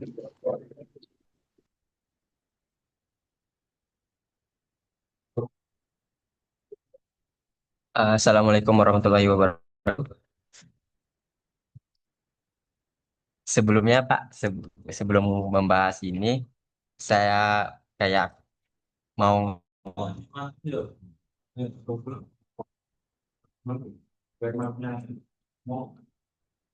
mungkin presentasi saya tidak seperti teman-teman yang sudah presentasi yang sebelumnya, yang mana mereka udah sampai membahas arsitektur dan workflow lain-lainnya, yang dimana saya saat ini cuman ingin men-spill ke Bapak bagaimana ide kita gitu.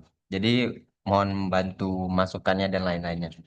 Jadi maritim blockchain ini timbul karena waktu itu ada lomba tentang bagaimana kita gimana ya menyelesaikan masalah maritim yang ada di Indonesia. Ini.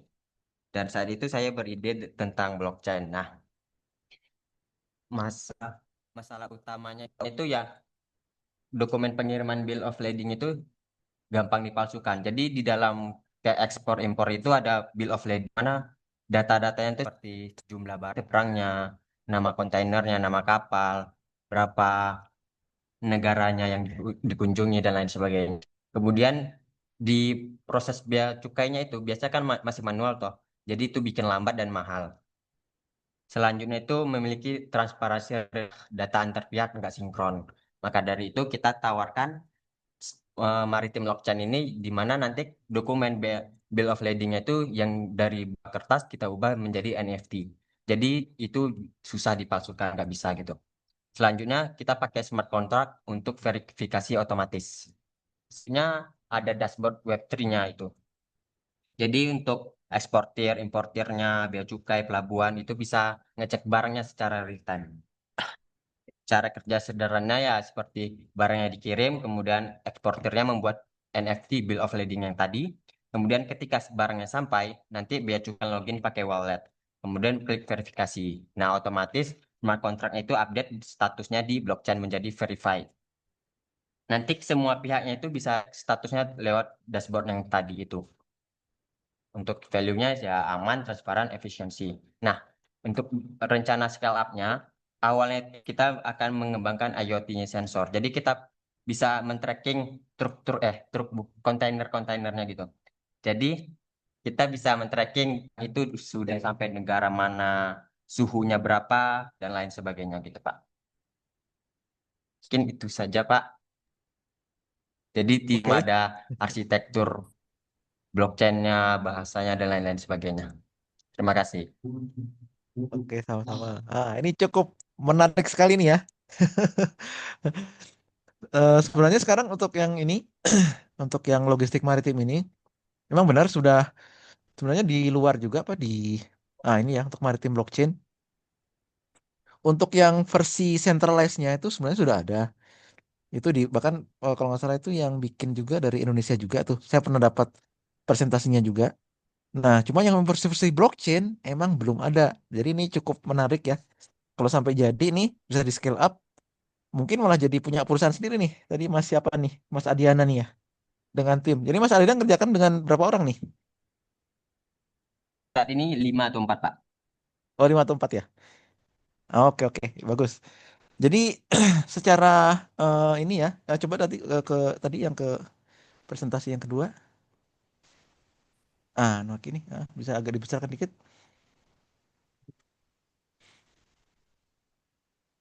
Nah, oke. Nah, oke. Nah, ini untuk yang eh tadi apa ada ini ya, untuk yang pakai IoT. Nah, ini untuk yang metode sekarang itu sudah ada namanya menggunakan eh semacam apa namanya itu kayak microchip yang ditempel di label ya, di label untuk kontainer ekspor impor. Jadi nanti begitu dia memasuki ke Heeh. Jadi itu jadi kebetulan untuk yang di Hong Kong itu kebetulan teman saya ya. Jadi teman satu kampus dulu waktu di Spain. Jadi dia juga yang punya perusahaan logistik itu yang berpusat di Hong Kong. Jadi dia kalau ngirim barang atau kontainer ke negara lain itu sama dia dikasih apa namanya kayak label gitu. Tapi di labelnya itu sudah ada microchipnya di situ. Dan disitulah dia ada untuk trackernya di situ, trackingnya. Nah, bagaimana dia bisa tracking? Apakah perlu baterai? Soalnya kan IoT kan memang boros baterai ya. Sebenarnya itu tidak boros baterai karena apa? Itu adalah semacam microchip di situ. Nah, microchip itu hanya bisa berjalan kalau di scan. Jadi pakai semacam kayak scan barcode atau scan mesin di situ. Jadi misalnya nanti dia masuk ke apa ke pelabuhan gitu ya. Nanti kan ada scanningnya tuh. Nah, waktu di scanning itu akan men-trigger tuh si chipnya itu dan itu langsung nanti kan dia akan transmit datanya di situ. Tapi kalau nggak di scanning, dia akan langsung modenya tuh mode idle atau mode off di situ mati dia seperti itu. Mungkin nanti kalau saya udah jadi nanti bisa itu ya apa bisa dikembangkan lagi. Mungkin nanti Mas Adiana bekerja sama dengan tim yang lain ya dengan tim apa prototype apa namanya untuk labeling bea cukai itu namanya untuk labeling untuk pengiriman barang itu kan menjadi lebih apa namanya advance lagi. Jadi berarti nanti bisa dikembangkan untuk produk Indonesia ya. Jadi nggak cuma eh, apa namanya diadopsi di sisi atau ngebantu dari sisi lokal Indonesia aja, tapi juga untuk menjadi sisi global juga bisa dikembangkan seperti itu. Kemudian untuk yang pengiriman barang nih, kan ini kan menggunakan NFT ya, NFT bill loading. Nah, ini nanti mungkin perlu dibuat dulu sama Mas Adana ya nanti data apa aja sih yang nanti akan dimasukkan ke NFT-nya ini. Jadi data-datanya apa aja tuh. Apakah nanti datanya berupa kan nanti kan untuk setiap pengiriman barang tuh nanti ada namanya buku apa namanya dokumen master list tuh segala macam. Apakah semua data itu akan dimasukkan itu ke NFT ataukah hanya sebagian saja ataukah data ini nanti akan dimasukkan di input di feed langsung ke apa ke blockchain ke apa namanya ke IPFS dan kemudian nanti begitu eh apa namanya datanya sudah diverifikasi, nah itu baru nanti di minting menjadi NFT. Jadi itu akan memperkecil biaya apa namanya gas fee-nya. Jadi biaya nanti waktu memproses meminting ya. Karena nanti kan kalau kita minting itu filenya terlalu besar, itu nanti cost dari gas fee-nya itu lumayan juga. Jadinya nanti nggak efektif dan efisien nanti untuk apa namanya untuk eh, proses mintingnya itu. Karena akan jadi tidak kompetitif ya untuk apa namanya untuk biaya pengiriman barangnya, untuk logistiknya seperti itu.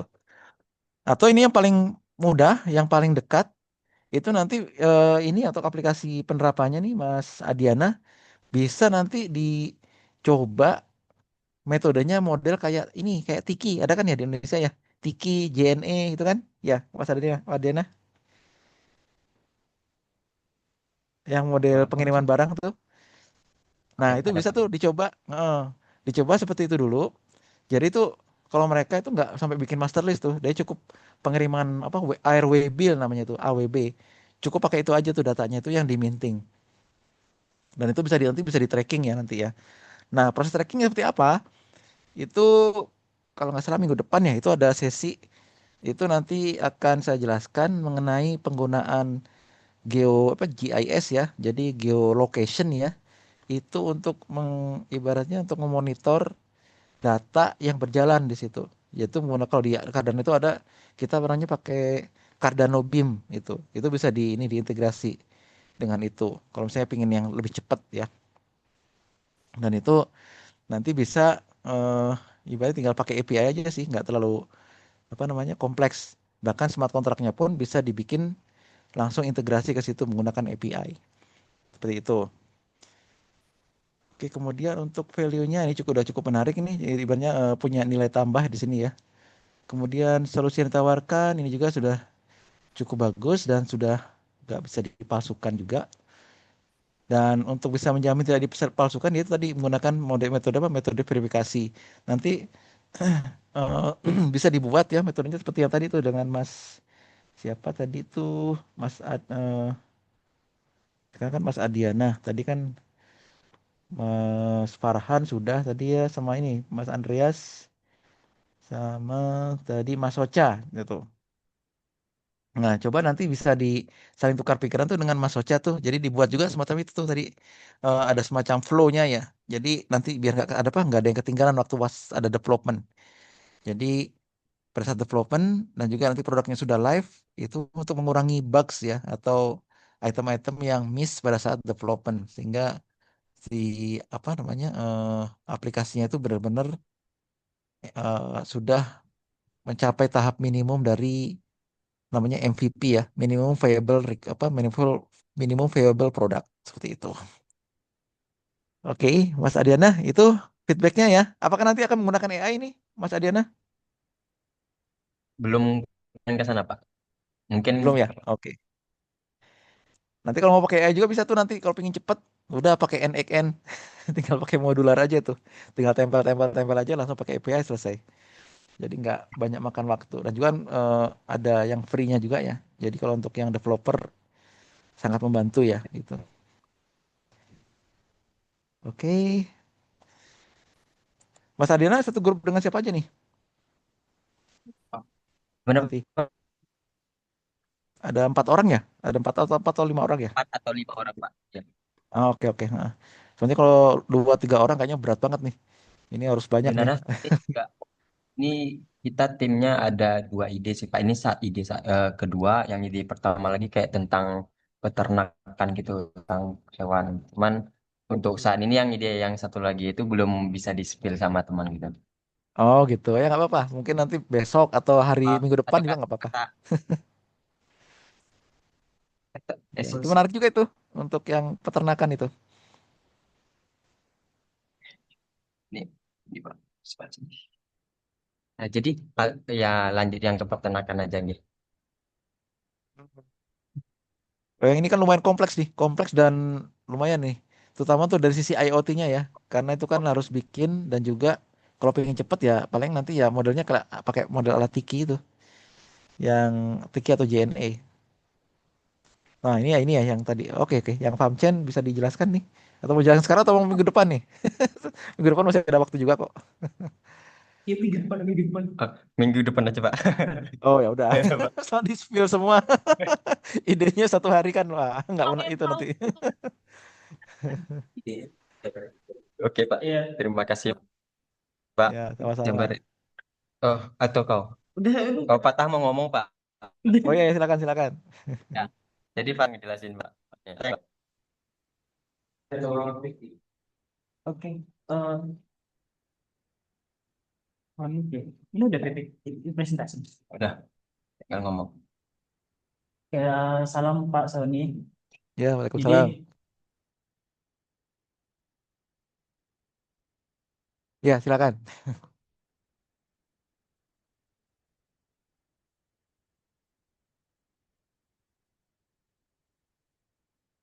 Oh, ke mute ya.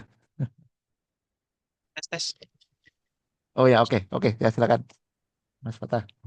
Jadi ini idenya berawal dari eh, salah satu peternak yang sebenarnya itu pengen transparansi data gitu loh terkait apa ternak mereka karena pemilik ternak ini bukan yang dia dia ke lapangan. Jadi saya berpikiran buat kayak bikin suatu manajemen ternak digital yang mana itu intinya itu dia bakal muat kayak apa ya informasi terkait ternaknya kayak kapan vaksin dan lain-lain sebagainya dan itu di Web3 kan Pak. Termasuk yang paling utama itu biasanya terkait pedigree-nya atau breeding rate-nya. Kalau semisal em, kadang ada sapi atau kuda mungkin ya Pak buat ngelihat keaslian rasnya gitu itu biasanya perlu sertifikat kan Pak. Nah, itu eh, kita gimana biar di Web3 kan gitu. Terus apa ini?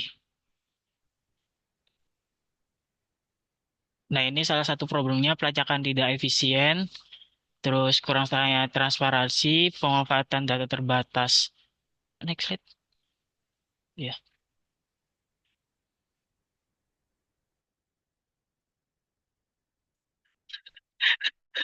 kocak. Ini siapa yang bikin? Oke, eh, Nah, nggak perlu PPT, nggak perlu PPT. Udah. Jadi seperti itu, Pak. Eh pada intinya itu, mohon maaf ini kami sebenarnya belum belum bikin PPT yang aslinya. oke, nggak apa-apa. Sudah menarik ini. Dan Jadi iwannya itu sangat tadi, bagus sekali. ya pada intinya kita ingin membuat manajemen track record dari suatu hewan. Hewan itu kan kalau semisal ibaratnya rekam medis dari hewan tersebut gitu loh, Pak. Nah, itu versi blockchain-nya. Kalau semisal kita juga berada dua model bisnis. Yang pertama itu kita akan menyerang, kita akan diimplementasikan pada sektor ternak kayak kambing, babi, terus sapi dan lain-lain. Atau yang kedua itu kita menyasar sektor yang premium kayak kucing dan anjing. Kan di luar sana kan juga banyak ya kayak kucing yang itu yang punya sertifikat. Nah, itu belum ada mungkin mungkin ada tapi kurang tahu saya. Belum di Web3 kan gitu dibikin NFT biar track record jelas dan kayak ada data-datanya sebelumnya gitu, Pak. Terus kenapa kenapa kita nyasar membagi dua segmen ini? Karena kalau semisal di eh, apa namanya sektor kucing dan anjing itu kan biasanya nah banyak orang yang rela keluar duit banyak kayak satu kucing itu bisa sampai harganya 60 juta bahkan anjing ada yang harganya 1 M. Nah, itu kan pasti mereka eh, menginginkan sertifikat digital kayak gini gitu. Nah, kalau semisal sektor peternakan itu tadi, ya mereka butuh karena eh, mereka bukan orang lapangan yang selalu mengecek ternak mereka gitu. Kadang menitipkan ternak mereka ke orang lain, ke manajemen orang lain seperti itu, Pak. Mungkin insya Allah kalau besok bisa, saya akan bikin PPT-nya lebih lengkap. Oke, bagus sekali nih. Cuma emang ada challenge-nya juga nih, Mas Fatah ya. Hmm. Iya, Terutama nanti challenge-nya begini, kalau untuk yang untuk kucing ya atau anjing, itu mereka itu nanti kan mereka itu kalau sudah di pedigree ya, nanti itu mereka itu nanti disuntik itu pakai chip ya. Jadi chipnya itu nanti bisa di scan itu, begitu di scan langsung keluar datanya itu. Nah itulah data itu yang diminting gitu. Jadi kalau di sini di UAE ya, di UAE itu setiap eh, hewan ini, hewan-hewan yang punya kepemilikan ya dengan si ownernya, dengan powernya itu, nah itu mereka nanti akan di ini dipasangin chip itu badannya itu. Jadi nanti begitu nanti tahu ada yang hilang gitu ya, kabur kemana gitu, itu bisa dilaporkan ke polisi atau ke ini ya ke apa namanya ke otorisasi dan si yang dari sini, dan itu nanti bisa di tracking itu dia ada di mana, dan itu nanti begitu ketemu misalnya di kota mana gitu ya, nanti waktu di scan itu nanti yang keluar tuh namanya adalah namanya si kucing itu, kemudian pemiliknya siapa, seperti itu. Dan itu semuanya sudah di langsung ngelink ke blockchain seperti itu. Nah ini sangat menarik sekali nih yang dikembangkan oleh Mas eh apa namanya Mas Farhan ya, Farhan jadi Mas apa? Mas Fatah tadi, Mas Fatah nih. Karena apa? Di Indonesia kan emang belum ada nih ya. Bahkan termasuk yang ada di Surabaya tuh, mereka kan sering banget tuh bikin-bikin acara-acara ya, event-event tuh ya untuk kucing mahal tuh, untuk lomba. Nah, tapi mereka itu masih paper base sertifikatnya segala macam itu. Jadi ibaratnya kalau dengan bisa dimigrasi ke blockchain, itu kan datanya jadi pertama lebih apa nggak lebih ya tamper proof ya, dan juga tidak bisa dipalsukan di situ. Itu adalah kelebihannya. Terus tapi ada challenge-nya nih. Nah, challenge-nya apa? Nah, ini kalau mau diterapkan di peternakan seperti sapi, apa kambing, gitu kan. Nah, sekarang identifikasinya seperti apa? Nah, sekarang apakah akan mau dipasangin chip tuh? Kan nggak juga kan ya, mau dipasangin chip. Atau metodenya ada lagi metode yang lain tuh, bisa juga dipasangin barcode gitu kan, pakai barcode tuh. Atau bisa dicari nanti dicek ya, dilakukan riset tuh.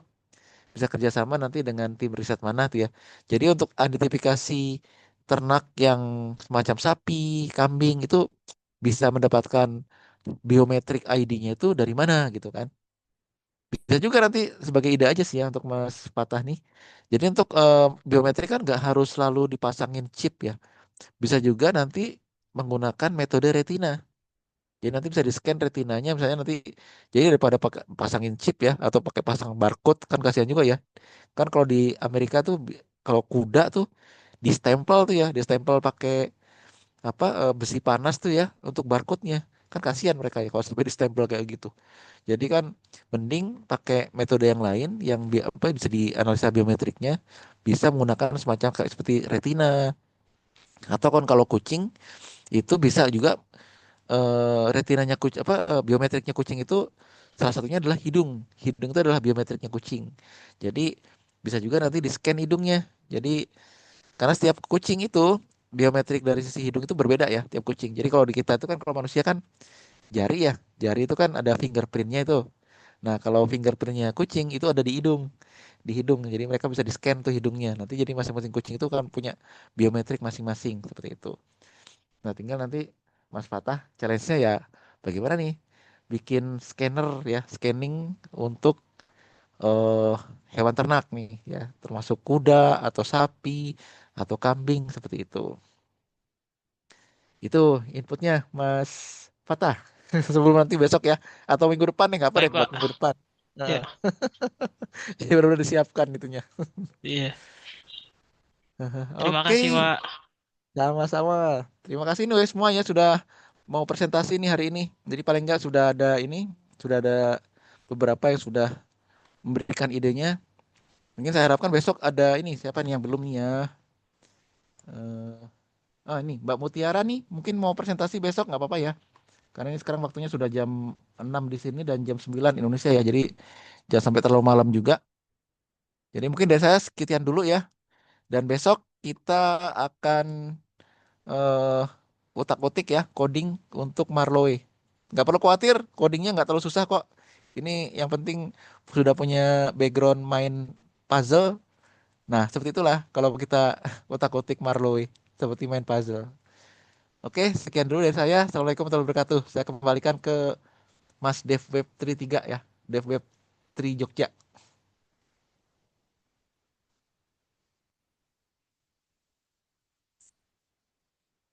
Ya, silakan Mas Dev Web 3 Jogja kalau apa mau di Oke, closing. oke. Terima kasih. Terima kasih sebelumnya Pak Sony dan Ya, terima kasih buat sama-sama. teman-teman juga. Sebelum saya akhiri, saya mau menyampaikan bahwa besok kita lebih dari kita mulai jam 12 ya teman-teman karena 1 jam ada orang yang mau datang di sini mau menyampaikan timnya Sentuari sama satu timnya yang menang dari apa itu kemarin Espresso timnya Mas Goya sama Mas Singgi. Jadi 1 jam sebelumnya. Jadi kita majuin di hari jam 12, tetapi bootcamp ini tetap jam 1 ya. Gitu ya. Oke. Dari saya cukup sekian sih Pak. Tidak ada tambahan lagi. Mungkin dari Pak Sony apakah sudah cukup? Ya, sudah cukup ya. Terima kasih. Ya, Assalamualaikum warahmatullahi wabarakatuh. Sampai ketemu besok ya. Ya, terima kasih. Cek. Oke, baik. Saya tutup recordingnya.